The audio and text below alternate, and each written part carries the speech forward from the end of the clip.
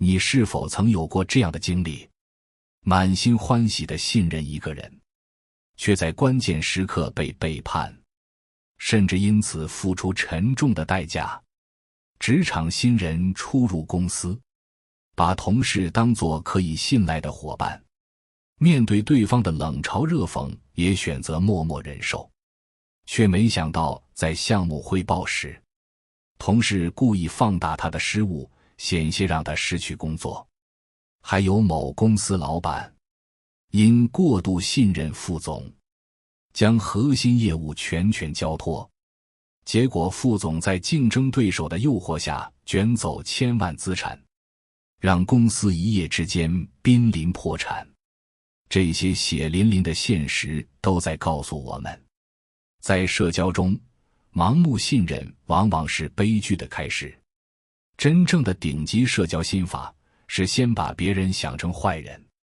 然后再用时间慢慢证明他是好人，而不是一开始就毫无保留地付出信任，最终在一次次吃亏上当后才看清对方的真面目。为什么说先把别人想成坏人是顶级社交心法呢？从心理学角度来看，存在一种名为基本归因错误的认知偏差。简单来说，人们在评判他人行为时，常常会高估他人的内在特质，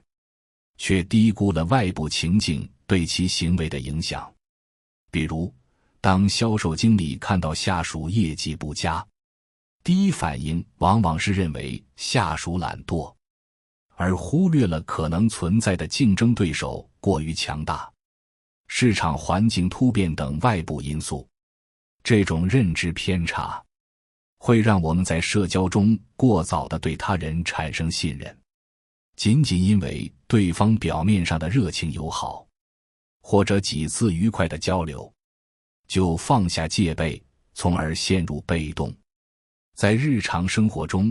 这种因基本归因错误导致盲目信任的例子屡见不鲜。比如，在一次朋友聚会中，小张遇到了一位谈吐不凡的新朋友，对方侃侃而谈自己的创业经历和远大理想。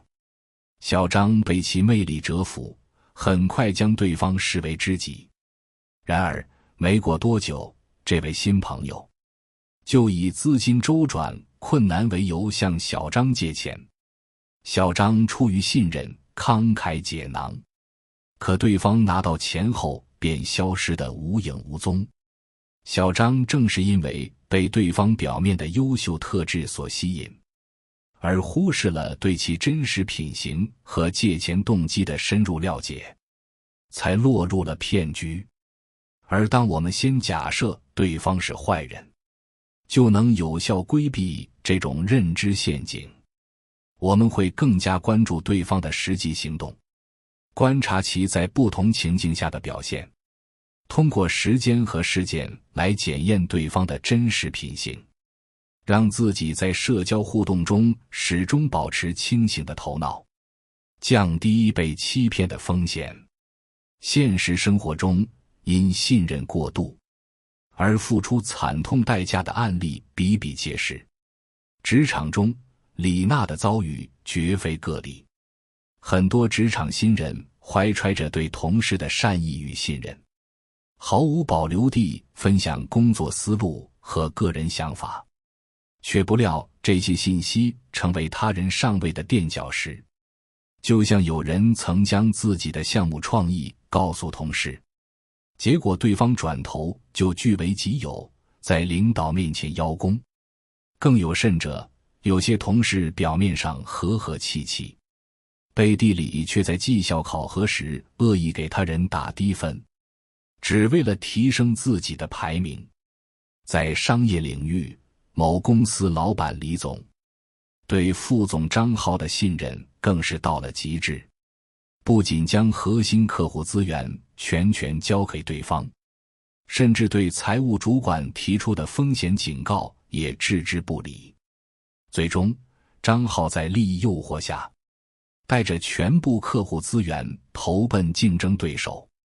让公司瞬间失去生存根基，多年心血付诸东流。李总在事后懊悔不已，他说：“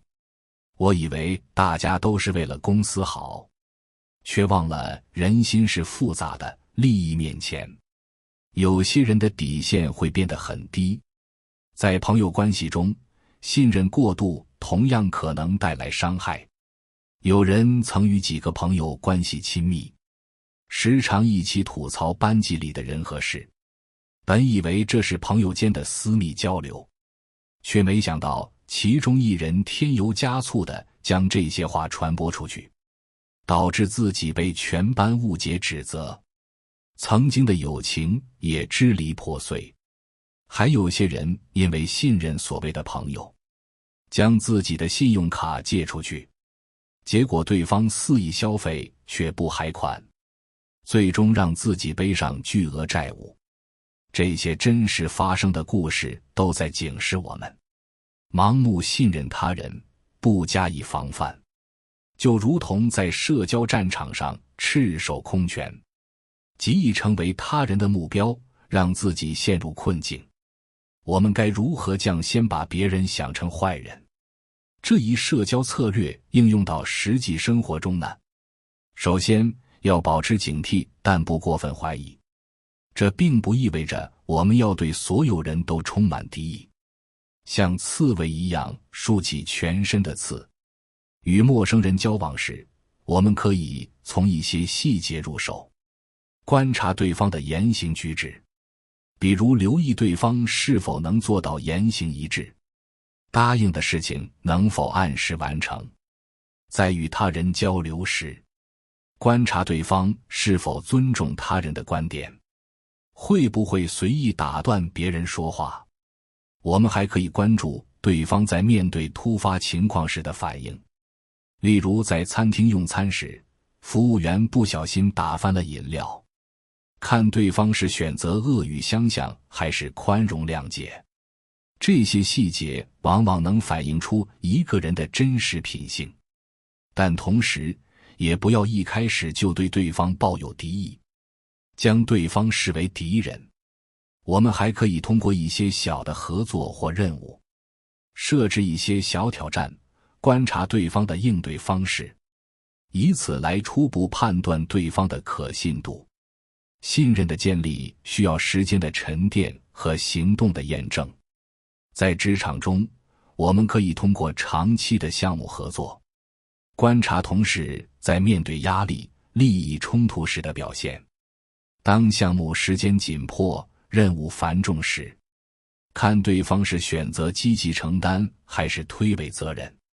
在项目取得成果、面临利益分配时，观察对方是否只考虑自己，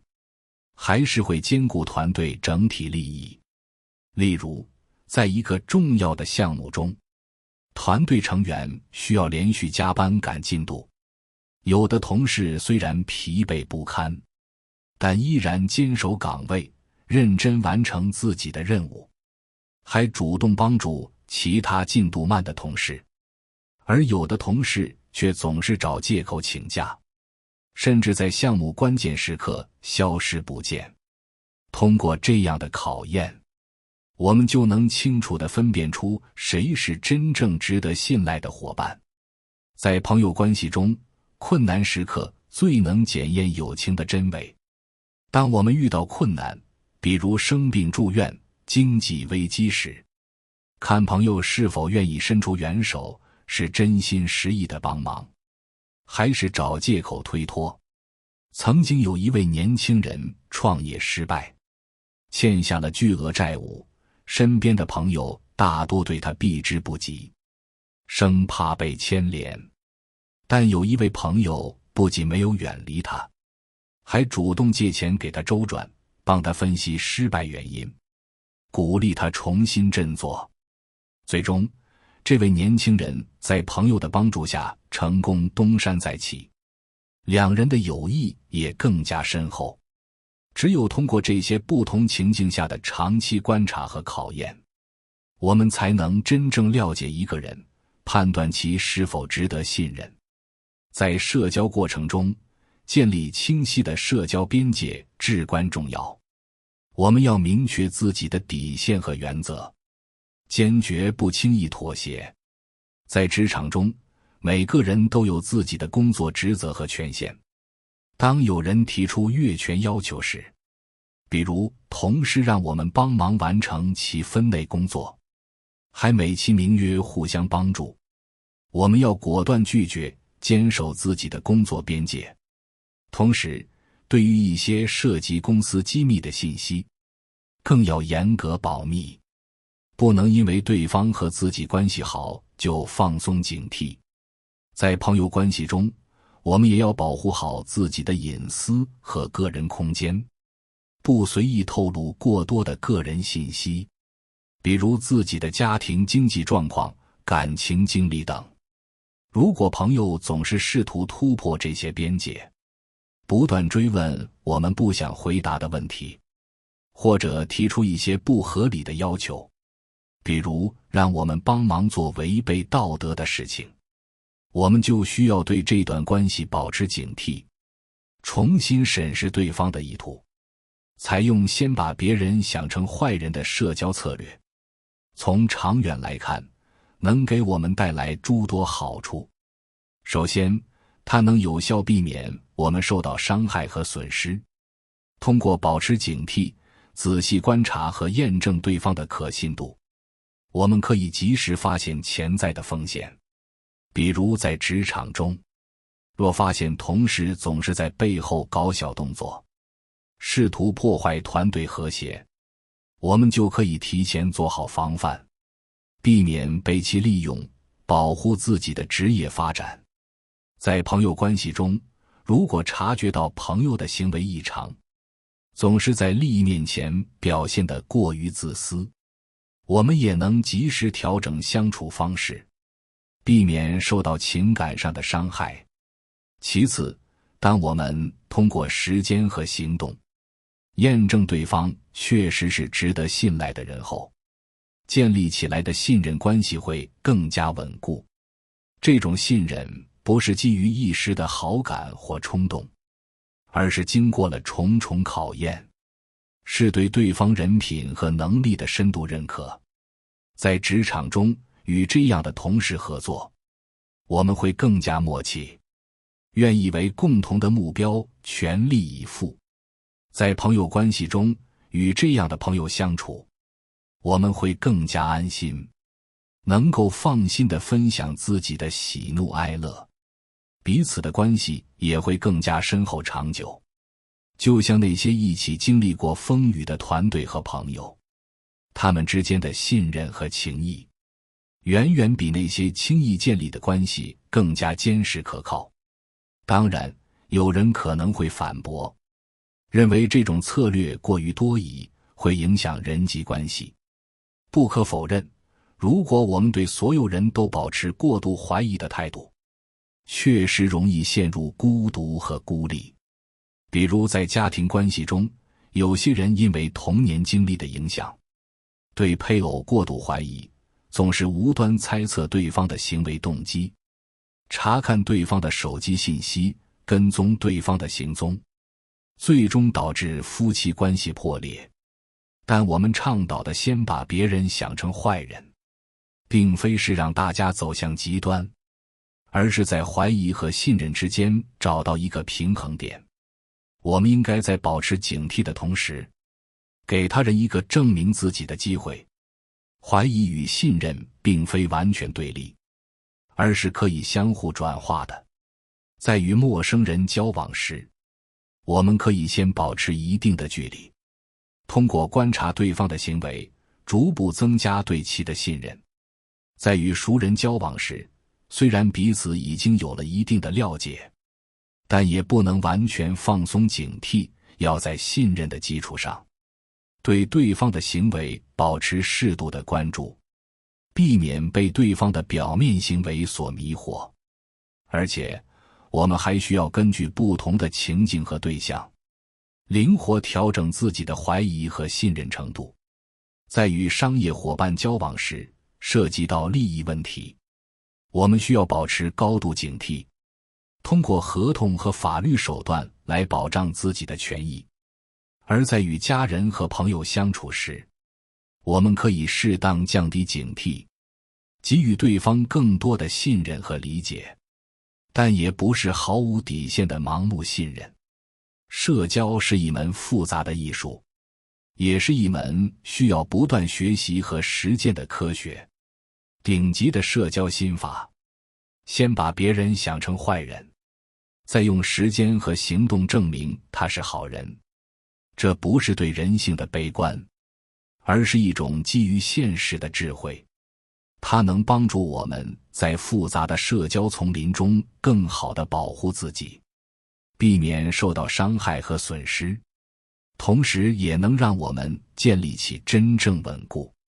可靠的人际关系。在社交的道路上，我们不能因害怕受伤而封闭自己，也不能因渴望友情而盲目信任。在怀疑中保持清醒，在验证中收获信任，在信任中实现情感的升华，这才是顶级社交心法的真谛所在，也是我们在社交中实现自我成长和发展的关键。当我们真正掌握了这一社交心法，就能在社交的舞台上更加从容自信，收获真挚的情谊和宝贵的机遇，书写属于自己的精彩人生篇章。